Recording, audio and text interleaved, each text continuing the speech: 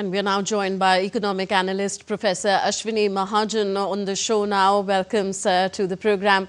So raising resources for development is always a difficult issue. Tell us about the kind of financial resources involved in building India's infrastructure over the past 11 years and how they have been raised in your view.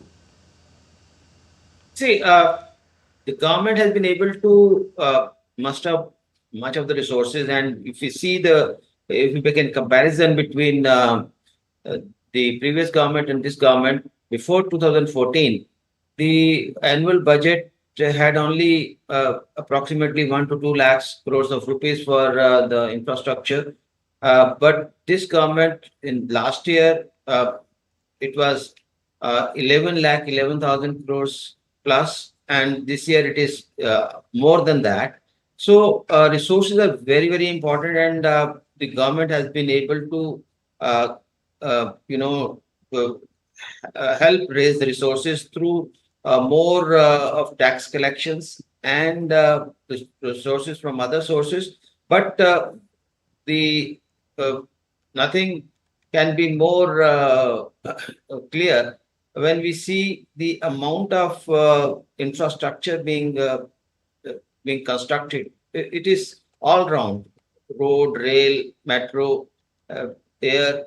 Everywhere we see, in even the waterways, we see a lot of development, and much and resources are, I don't think, any restraint constraint on that. In fact, whenever we talk to the ministers, we always find the answer is that resources are no constraint, and we are building whatever best we can do. Okay, during the infrastructure development process, there was a choice between employing various business models. Could you shed some light on the business models that the government has employed in infrastructure development, especially in the building and operating of Indian highways and expressways, and why? You see, without the cooperation from the private sector, this much of infrastructure building is not possible. Government can't do everything, but we always have to create a kind of ecosystem where on the one hand, resources can be provided by the government, and then secondly, from the private sector based on the profitability. We see if we a lot of monetization is also happening of the assets, and on the other hand, we also see the public-private partnership, whether it is in roads or railways or even the airports. We see a lot of public-private partnership taking place, and everybody is the gainer. The private sector who is investing, the government which is getting a lot of traction because of that, and the people at large.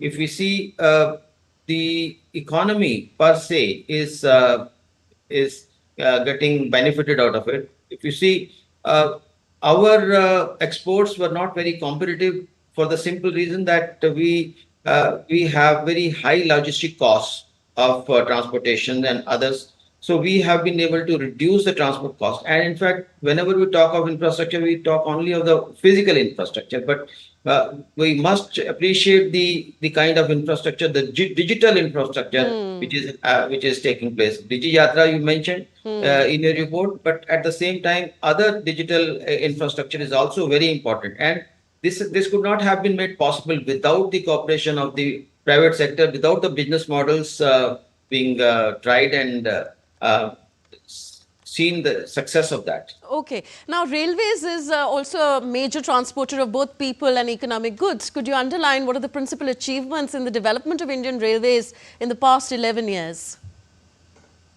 You see, railways, we see many developments. One major development is the electrification. The other major development is in terms of the safety, the Kavach, which you talked about. And the third major thing which we see in the railways is the private public transport partnership, which is helping the railway to expand and to improve the railway facilities. If you see the railway stations, many of the railway stations are look better than the airports even. And this is showing the new kind of, and Vande Bharat again, when first Vande Bharat came, nobody could have imagined that we can aspire for 400 Vande Bharats, and already so many Vande Bharats in 333 districts which you mentioned has already been running, and if you and uh, the kind of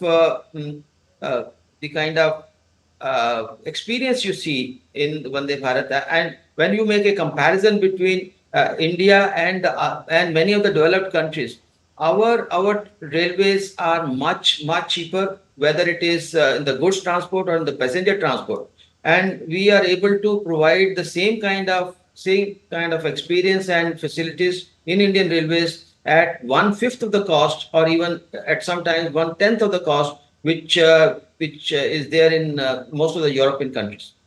And what about harnessing the full potential of India's waterways? Perhaps, its importance has been less well publicized. Tell us about the key developments in the area, including in modernization of ports and how it has boosted connectivity and trade.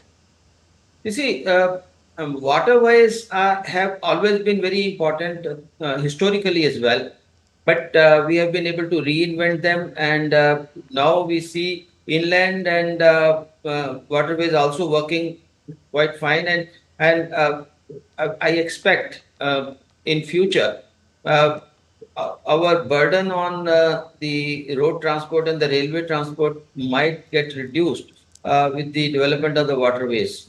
So a lot of things are happening, and private sector again is doing well in that. And I'll be missing something if I don't mention the Gati Shakti. You see, previously, what we had never thought of integration of the different modes of transport, rail, road, and water and air. Now with Gati Shakti, all of them can be integrated, and if a multimodal transport system can be developed, our cost of transportation of goods can come down hugely, and that can help our goods to be more competitive in the global markets. This is not the only thing.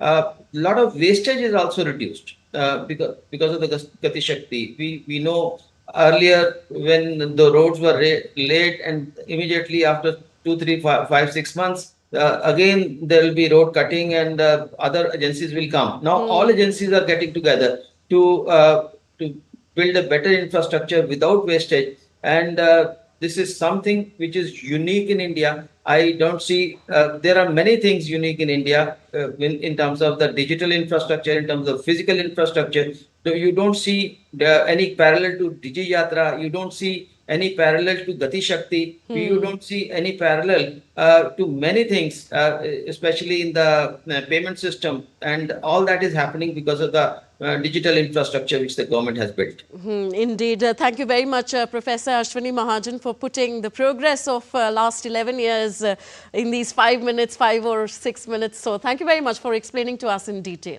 Namaskar.